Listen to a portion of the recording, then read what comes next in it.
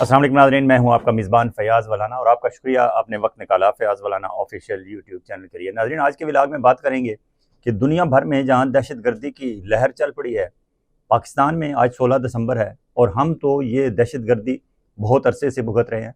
लेकिन हमारे हुक्मरानों के कुछ बयानात जो बवक्ते ज़रूरत हसबे ज़ायका वो देते हैं, वो बयानात अगर आपके सामने आज फिर दोबारा जब रखे जाएंगे तो आप भी कहेंगे कि मगरमच्छ तो वैसे ही बदनाम है, आंसू तो हमारे ये हुक्मरान कब्जागीर ग्रुप मुश्किल वक्त में, नाजुक सूरत हाल में, जब कौम को ढारस बनाने की ज़रूरत होती है तो इनके पास ऐसे ऐसे घड़े घड़ाए बयानात होते हैं कि ये दाग देते हैं और बाद में सोचते भी नहीं। लेकिन आजकल सोशल मीडिया का दौर है, हर चीज़ रिकॉर्ड पे होती है, वो आपके साथ शेयर करेंगे। ऑस्ट्रेलिया में दहशतगर्दी का वाक़या हुआ और अब ये दहशतगर्दी की वारदात जो कुछ अर्सा पहले कनाडा ने भुगती और कनाडा के साबिक़ वज़ीर-ए-आज़म जस्टिन ट्रूडो ने जब भारत पे इल्ज़ाम लगाया था, अब वक्त ने साबित किया कि भारत पूरी दुनिया में दहशतगर्दी की वाक़यात में कहीं ना कहीं किसी न किसी तरीके से अपना हिस्सा, अपना किरदार डाल रहा है और अब तो उनके वज़ीर आला ने भी दहशतगर्दी की इंतहा कर दी। उस पर बात करेंगे और शाहीन सबाई साहब का एक छोटा कॉलम आपकी खिदमत में पेश करेंगे। और आपसे गुजारिश कि अगर आपने अभी तक फ़याज़ वलाना ऑफिशियल यूट्यूब चैनल को सब्सक्राइब नहीं किया तो प्लीज़ सब्सक्राइब कर लें और कमेंट सेक्शन में हमारे साथ और एक दूसरे के साथ मुस्बत अंदाज में तबादला ख्याल जारी रखें।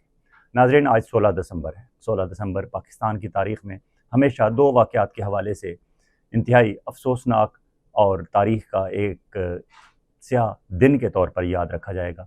16 दिसंबर सकूत ढाका, अभी वो गम हमारा ताज़ा है। कौम नहीं भूली कि 16 दिसंबर 1971 को पाकिस्तान के दो टुकड़े हुए, हमारा एक बाजू हमसे अलग हुआ और आज भी बांग्लादेश के लोग पाकिस्तान के लिए और पाकिस्तान के लोग बंगाली भाइयों के लिए एक दर्द रखते हैं, एक जज्बा रखते हैं। और अब बातें हो रही हैं कि शायद आगे चलकर पाकिस्तान और बांग्लादेश एक दफ़ा फिर कन्फेडरेशन की तरफ चल पड़े। अल्लाह करे ऐसा हो, क्योंकि उस वक्त के हुक्मरानों की अपनी ज़ाती अना थी, ज़िद थी या कुछ नाआक़बत अंदेश लोगों की गलत जमा तफरीक थी कि वो समझते थे मगरबी पाकिस्तान वाले कि शायद मशरक़ी पाकिस्तान उन पर बोझ है।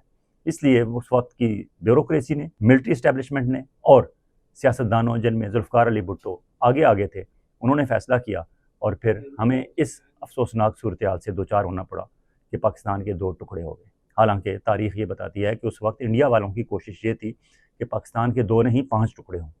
वो तो उस वक्त के हुक्मरानों को कुछ अकल आई तो उन्होंने एक पे ही इत्तफ़ाक़ किया, वरना हालात तो उस वक्त भी ऐसे ही थे जैसे आज बलूचिस्तान में पैदा कर दिए गए हैं, या फिर हमारे नाआक़बत अंदेश हुक्मरान इस वक्त KPK के हवाले से तश्कील दिए जा रहे हैं। दूसरा वाक़या APS का था। 16 दिसंबर APS के हवाले से आर्मी पब्लिक स्कूल पे जो दहशतगर्दों ने हमला किया था, लेकिन उस वक्त पूरी कौम में एक अफसोस की लहर दौड़ी। तो उसके बाद एहसास हुआ कि हाँ, हम लोगों को इकट्ठे होकर मिल के चलना चाहिए।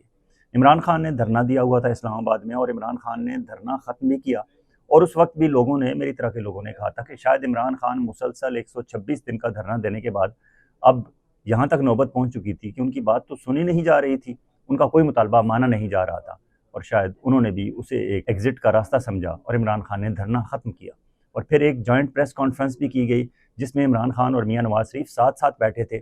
उस वक्त भी उनकी सियासी रकाबत इतनी ही थी जितनी आज है, लेकिन अगर उस वक्त इमरान खान और मियां नवाज शरीफ साथ बैठे थे और इमरान खान ने एक स्टेटमेंट दी थी, मैं वो स्टेटमेंट आपके साथ शेयर करना चाहूँगा और उसके बाद फिर मगरमच्छ के आंसुओं की का जिक्र भी करेंगे। लेकिन पहले इमरान खान की स्टेटमेंट देखते हैं। सियासी फायदे उठाते हैं कि पॉइंट स्कोरिंग होती है, ये टाइम है। और जो जो जिस तरह का हादसा हुआ है कि बच्चों की कोल्ड ब्लडेड किलिंग, बच्चों को जिस तरह मारा गया, इसकी शायद कोई मिसाल नहीं है। मैंने भी चीजें देखी हैं जो बच्चों से भी मिला, तो इसमें सब हम इकट्ठे हैं। मैं इसलिए आया हूँ, हमारी इख्तिलाफात एक तरफ, इस इशू के ऊपर इकट्ठे। और मैं समझता हूँ कि ये इतना बड़ा इशू है पाकिस्तान का, मकसद ये कि एक नेशनल प्लान प्रेजेंट किया जाए। अब कि हमने ये इकट्ठे तो हो गए हैं, अब हमने क्या स्टेप्स लेने हैं इस कंसेंसस को आगे बढ़ाने का और दहशतगर्दी खत्म करने का। तो आज मेरे ख्याल में हम सब पाकिस्तानियों के लिए कंस्ट्रक्टिव चीज ये है कि एक नेशनल प्लान जो सब ओन करेंगे, हम सब जितनी भी पॉलिटिकल पार्टी है उसको ओन करेंगी और इसका हिस्सा होगी। सारा मुल्क मिलकर फैसला अज़म करेगा कि हमने इसको शिकस्त दी। अच्छा, आपको याद होगा ये APS का जब वाक़या हुआ था तो मियां नवाज शरीफ और इमरान खान और उनके साथ राजा परवेज़ अशरफ पीपल्स पार्टी के साबिक़ वज़ीर-ए-आज़म वो भी साथ बैठे हुए थे। एक टेबल पर बैठ के ये फैसला किया गया कि नेशनल एक्शन प्लान बनाया जाएगा और दहशतगर्दी का खात्मा किया जाए। नेशनल एक्शन प्लान भी बना दहशतगर्दी के खात्मे के हवाले से एक मुस्बत अप्रोच से आगे भी बढ़ा गया, लेकिन फिर दहशतगर्दी घूम फिर के अपने खत्ते में क्यों आ जाती है? पाकिस्तान में आज भी KPK में सूरत हाल वही है। आज कबायली इलाकों के लोग सड़कों पर हैं, मुतालबा कर रहे हैं कि ये दहशतगर्दी की जड़ उखाड़ के फेंक दी जाए।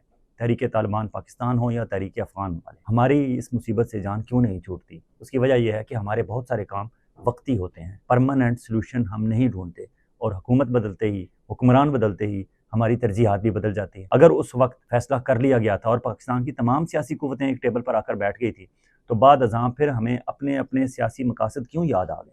कौमी मकासद हम पीछे क्यों, पसे पुश्त क्यों डाल देते हैं, भूल क्यों जाते? इसी तरह जिस तरह मोहतरमा बेनज़ीर भुट्टो शहीद और मियाँ नवाज शरीफ ने मिसाक़ जमहूरियत पर साइन किए थे, उस वक्त उन्होंने में ज़रूरत महसूस की थी मिसाक़ जमहूरियत पर साइन करने की, और उसमें यह कहा गया था कि आइंदा हम हुक्मरान अपनी हुकूमत हासिल करने के लिए, दूसरे की हुकूमत गिराने के लिए आर्मी का कंधा ना इस्तेमाल करेंगे, ना आर्मी को अपना कंधा देंगे।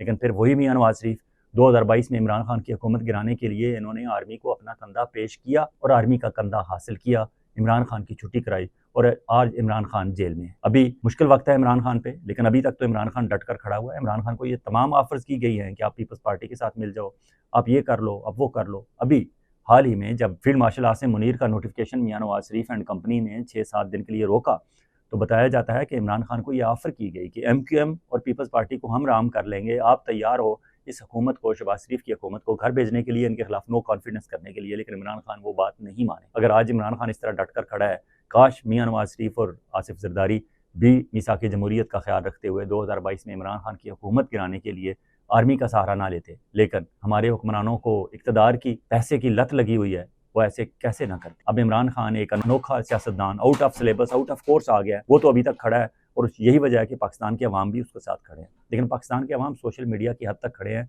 प्रैक्टिकली अगर उन्होंने कोई सबक हासिल करना हो तो इससे पहले श्रीलंका, बांग्लादेश, नेपाल और इंडोनेशिया के लोग सड़कों पर आकर सबक दे चुके हैं, लेकिन हमारी कौम ने नहीं सीखा। अब ताज़ा तरीन वाक़या बुल्गारिया में हुआ। बुल्गारिया के सदर और वज़ीर-ए-आज़म को इस्तीफ़े देने तक अवाम ने मजबूर कर दिया, सड़कों पर लोग निकल। और हमारे यहाँ मसला क्या है कि सड़कों पर निकलते तो हैं, लेकिन सड़कों पर निकलने का लाजमी जुज़ ये समझते हैं कि आपने सड़कों पर निकल के तोड़ फोड़ करनी है और गाड़ियाँ रोकनी है, शीशे तोड़ने हैं, गाड़ियों को तहस नहस करना है, गाड़ियों को आग लगानी है, पुलिस वालों पर पथराव करना है।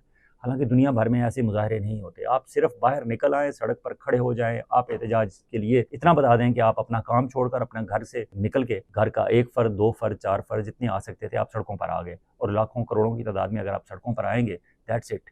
आपको ना कोई तोड़ फोड़ करने की ज़रूरत है, ना रुकावटें खड़ी करने की ज़रूरत है, ना ट्रैफिक को, ट्रांसपोर्ट को रोकने की ज़रूरत है, ना शटर डाउन कराने की ज़रूरत है। सिर्फ आपने बाहर निकलना है। लेकिन शायद हम उस लिहाज से इतने मैच्योर नहीं हैं, इतने सिविलाइज नहीं हैं कि हमें एहतजाज करने का तरीका भी नहीं आता। हालांकि दुनिया भर में आए रोज़ हमें ये सबक दिया जा रहा है कि एहतजाज ऐसे किया जाता है, लेकिन ना हमें सबक है, ना हमारे हुक्मरानों को। अब आपको दिखाते हैं कि मगरमच्छ के आंसू और कैसे होते हैं। एक तो ये इमरान खान और मियाँ नवाज शरीफ का आपने स्टेटमेंट देखी, लेकिन मरियम नवाज साहिबा, ये इनका ट्वीट है 18 मई 2018 का, ये 26/11 के अटैक्स के हवाले से है। मरियम नवाज का ट्वीट है, वो कहती हैं who was involved in 26/11 attack and who sent those terrorist across the border. मियाँ नवाज शरीफ साहब ने कहा था ना जब कसाब वाला वाकया हुआ था कि बॉर्डर से यहाँ से उधर गए हैं टेररिस्ट। मरियम नवाज उसी तनाज़र में अपने वालिद के नक्शे कदम पर चलते हुए कहती हैं who sent those terrorist across the border, the world already knows it but who killed their own children in APS attack. Maryam कहती हैं लेकिन अपने ही बच्चों को APS अटैक में किसने मारा। That truth is to be unleashed very soon. लेकिन ये सच बहुत जल्द सामने आना चाहिए। बी स्केयर्ड खलाई मखलूक, बी वेरी स्केयर्ड। वो खलाई मखलूक को जाहिर है हमारी intelligence agency, premier intelligence agency ISI और पाकिस्तान की मिलिट्री एस्टेब्लिशमेंट को वार्न कर रही हैं कि आप केयरफुल रहें खलाई मखलूक वालों, बहुत जल्द आपका हिसाब का वक्त आने वाला है। अब हुकूमत है मियाँ नवाज शरीफ की और उनकी बेटी मरियम नवाज की, उनके भाई शहबाज शरीफ की। अब मरियम नवाज से पूछा जाना चाहिए कि आप खलाई मखलूक को कह रही थी कि बी स्केयर्ड और बहुत जल्द आपको जवाब देना होगा, तो अब जवाब मांगे ना, आपकी हुकूमत है, आपने कब जवाब मांगना है इनसे? अब भी नहीं मांगना, तो इसका मतलब है आपके ये सारे बयानात ये सिर्फ मगरमच्छ के आंसू है। और आपके ये मगरमच्छ के आंसू देखे जाएँ तो शायद मगरमच्छ भी अफसोस करे कि मैं तो खामखाई बदनाम हूँ। असल आंसू तो मरियम नवाज के हैं, शहबाज शरीफ के हैं, मियाँ नवाज शरीफ के हैं, आसिफ जरदारी एंड कंपनी के हैं, या फिर किसी हद तक इमरान खान के भी। अगर इमरान खान कहते हैं कि मैंने इन चोरों, डाकुओं, लुटेरों के साथ नहीं बैठना, तो क्या आपने दोबारा उस वक्त बैठना है जब APS जैसा कोई वाक़या हो जाए? हमारी कौम अपने बच्चों की कितनी कुर्बानियाँ और दे, तो उसके बाद आप इनके साथ बैठेंगे। उस वक्त भी तो आप बैठे ही थे ना। लेकिन क्या अभी 26 नवंबर को इस्लामाबाद में जो कत्लेआम हुआ, उसमें क्या इस कौम के बेटों का नुकसान नहीं हुआ? 14 से 16 लोग मारे गए, शहीद हो गए PTI के। कितने जख्मी हुए, कितने गिरफ्तार हुए, 36,000 तो मुकदमात हुए आपके खिलाफ, 10 से 15,000 लोग आपके अरेस्ट हुए, और कितनी कीमत आप वसूल करना चाहते हैं। आप APS के वाक़े पे बैठे थे पाकिस्तान पीपल्स पार्टी और मुस्लिम लीग नून के साथ, लोगों ने सराहा था और उसके बाद ही नेशनल एक्शन प्लान तरतीब दिया था और कुछ वक्त के लिए दहशतगर्दी की लहर रुक गई। अब भी मुल्क नाजुक दौर से गुजर रहा है। अगर इमरान खान बैठे इनके साथ और यहाँ से आगे से जमहूरियत का सफ़र और पाकिस्तान की तामीर और तरक्की का सफ़र आगे बढ़ाने के लिए किसी मुआहदे पे, किसी एग्रीमेंट पे, किसी लो और दो पे एग्री कर जाएं और उसमें सिर्फ एक नुक्ता हो जमहूरियत की बहाली और मिलिट्री को बैरक्स में वापस भेजने का। बाकी हम ये नहीं कहते कि आप चोरों और डाकुओं और लुटेरों के साथ मिल के उनके साथ इस खेल में शामिल हो जाएं या उनके खिलाफ एहतसाब का रास्ता रोक दें। एहतसाब बिल्कुल ना रोकें, एहतसाब जारी रखें, लेकिन उसकी शर्त ये होगी कि आप अदालतों को आज़ाद कर देंगे अपनी मर्ज़ी के, ना FIA के DG लगाएंगे, ना CTD आपकी मर्ज़ी का होगा, ना अदालतों में जजेस बैठे हुए आपकी मर्ज़ी के होंगे। आज़ाद कर दें हुकूमती इदारों को, वो एहतसाब करें जिसका करना चाहते हैं, और आपस में आप जमहूरियत के हवाले से कम अज़ कम इस नुक्ते पर इतफाक़ कर लें कि हाँ, अब आर्मी का कंधा ना हम इस्तेमाल करेंगे ना आप इस्तेमाल करें, तो शायद यहाँ से पाकिस्तान की तामीर और तरक्की का सफ़र शुरू हो जाए। लेकिन अगर आप अपने अपने तौर पर ज़िद लगाए बैठे रहे तो फिर आर्मी वालों के पास तो ऐसे कंधे, चाहे आज शहबाज शरीफ का है, कल बिलावल का होगा, वो तो इस्तेमाल करते रहेंगे और आप इस्तेमाल होते रहेंगे। उधर नाजरीन, भारतीय रियासत बिहार के चीफ मिनिस्टर नीतीश कुमार ने एक ऐसा अफसोसनाक वाक़या सामने आया। वहाँ रियासत बिहार में डॉक्टरों के अपॉइंटमेंट लेटर्स देने की तकरीब हो रही। अब ये भी हमारी साउथ एशिया की आप सियासत देखें, इंडिया पाकिस्तान की, कि डॉक्टरों की अपॉइंटमेंट लेटर दुनिया में कहीं चीफ मिनिस्टर नहीं देता। डॉक्टर्स की सिलेक्शन होती है और अपॉइंटमेंट लेटर रूटीन में मेल में उन्हें चले जाते हैं। लेकिन चूँकि हमारे इंडिया पाकिस्तान में छोटी छोटी चीज़ों के इन्होंने पॉलिटिकल कवरेज करानी होती है, पॉलिटिकल पॉइंट स्कोरिंग करनी होती है, इसलिए डॉक्टर्स की अपॉइंटमेंट लेटर भी अब चीफ मिनिस्टर खुद दे रहा है। चले, अपॉइंटमेंट लेटर अगर दे रहे थे तो वहाँ एक खातून जो मुस्लिम खातून थी, नकाब पहना हुआ था, उस स्टेज पर जब अपना अपॉइंटमेंट लेटर लेने गई तो रियासत बिहार के चीफ मिनिस्टर नीतीश कुमार ने ऐसी मकरू हरकत की जिसकी वजह से लोग तो कहते हैं कि उन्होंने मुस्लिम खातून डॉक्टर के चेहरे से नकाब खींचा। मेरे ख्याल में उन्होंने उस खातून के चेहरे से नकाब नहीं उतारा, ये इंडिया के मकरू सेकुलर नाम नहाद चेहरे से नकाब उन्होंने उतारा। ये नकाब उन्होंने भारत के अपने चेहरे से उतारा। अब दुनिया को पता चल गया कि ये सेकुलर सिर्फ नाम के हैं, असल में ये हैं जो नीतीश कुमार है। और नीतीश कुमार से लेकर नरेंद्र मोदी तक मुसलमानों के खिलाफ और फिर अकलियतों के खिलाफ, बशमूल क्रिश्चियन हमारे भाइयों बहनों के खिलाफ जो कार्रवाइयाँ इंडिया में जारी हैं, ये उसकी एक झलक है। अब महबूबा मुफ्ती ने मुतालबा किया है कि इस्तीफ़ा दे देना चाहिए नीतीश कुमार को। मुझे नहीं लगता कि नीतीश कुमार इस्तीफ़ा देंगे। और फिर कुछ लोग ये बावर कराने की कोशिश कर रहे हैं कि शायद वो उम्र रसीदा हो गए हैं और इस तरह की हरकतें वो पहले भी करते रहे। अगर वो पहली हर तरह की हरकतें करते रहे हैं तो अब तक चीफ मिनिस्टर क्यों हैं? लेकिन अब इस हरकत के बाद यकीनन इंडिया का चेहरा दुनिया को तो सामने आ गया और भारत में मौजूद मुसलमान और अक़लियतें अपने मुस्तकबिल के हवाले से पहले से ज़्यादा फ़िक्रमंद हों। और अक़वाम आलम का काम है कि इस बात को दुनिया में जहाँ जितना इसका चर्चा कर सकें करें, ताकि भारतीय जबरतायत से उनके अपने अवाम को छुटकारा मिल सके। उधर नाजरीन, ऑस्ट्रेलिया में जो दहशतगर्दी का वाक़या हुआ उसके ताने बाने भी इंडिया के साथ, जिस तरह मैंने अपने गुज़श्ता व्लॉग में बताया था कि ऑस्ट्रेलिया में मौजूद भारतीय सफारतकार जो यकीनन अंडर कवर रहा के ही एजेंट होंगे, वो उस दहशतगर्द साजिद इकराम और उसके बेटे को गुज़श्ता 3 माह के दौरान 6 बार क्यों मिले। 3 अफसरान हैं जो भारतीय सफारतकार हैं ऑस्ट्रेलिया में, उनकी मुलाकातें होती रहीं ऊपर तले, और अब तो रियासत तेलंगाना की पुलिस ने एक्सेप्ट कर लिया कि साजिद इकराम का ताल्लुक हैदराबाद से है। चले, पाकिस्तान पे इल्ज़ाम लगाने वाले इंडियन मीडिया को कुछ तो शर्मिंदगी हुई होगी कि वो झूठा इल्ज़ाम उन्होंने आनन फानन पाकिस्तान पे क्यों लगा दी। और ये बात कि कनाडा के प्राइम मिनिस्टर जस्टिन ट्रूडो ने कुछ अर्सा पहले दुनिया को बावर कराया था कि भारत रियासती सतह पर दुनिया भर में दहशतगर्दी की कार्रवाइयों में मुलव्वस है। ये वाक़या उस वक्त हुआ था जब कनाडा में हरदीप सिंह नजर का कत्ल हुआ था और उस कत्ल के ताने बाने इंडियन इंटेलिजेंस एजेंसी राह के साथ मिले थे और कनाडा के प्राइम मिनिस्टर ने सबूतों के साथ दुनिया के सामने ये मामला रखा था, जिस पे इंडिया वाले तो बहुत जुज़-बुज़ हुए थे। लेकिन आज दुनिया ने देख लिया कि दहशतगर्दी कनाडा में हो, पाकिस्तान में हो, अफ़गानिस्तान में हो या ऑस्ट्रेलिया में, कहीं ना कहीं से सिरा निकलता है, खुरा निकलता है तो वो इंडिया और इंडियन बदनाम ज़माना इंटेलिजेंस एजेंसी राह के साथ जा मिलता है। उधर नाज़रीन, chief minister KPK Sohail Afridi, उन्होंने गुज़श्ता रोज़ पेशावर में लेडी रेडिंग हॉस्पिटल में छापा मारा एक, और एक फिर वहाँ जेल में चले गए और अचानक उन्होंने जेल का भी दौरा किया। उस छापे के दौरान उन्होंने वहाँ के इंतजामात का जायज़ा लिया। चले, अच्छा किया सोहेल खान अफरीदी ने कि पेशावर के कैदियों की सहूलतें बेहतर करने के लिए इक़दाम जारी किए और उनकी सज़ाओं में 2 माह की कमी का ऐलान किया। लेकिन दूसरी तरफ इस्लामाबाद में एंटी टेररिस्ट कोर्ट ने सोहेल अफरीदी और उनके 2 साथियों मीना खान अफरीदी और शफीउल्लाह जान के खिलाफ उन्हें इश्तिहारी करार देने की कार्रवाई का आगाज़ कर दिया है।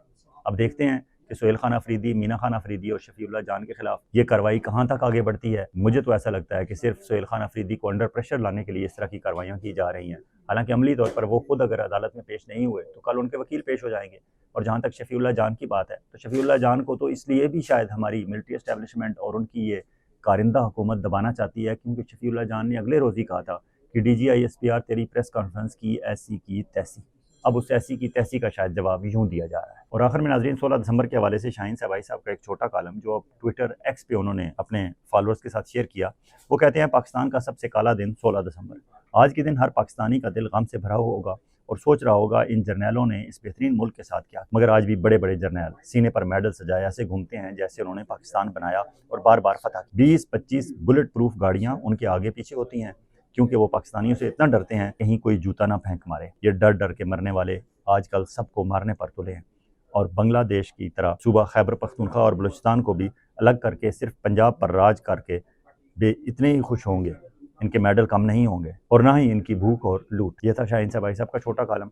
इसके साथ ही नाज़रीन, आपसे इजाज़त चाहूँगा। बहुत जल्द एक और भी इलाके के साथ आपकी खिदमत में हाजिर होंगे। उस वक्त तक आप अपना और अपने गिरदोनवा के लोगों का इसी तरह ख्याल रखिएगा जिस तरह आप चाहते हैं कि आपका ख्याल रखा जाए। अल्लाह हाफिज़।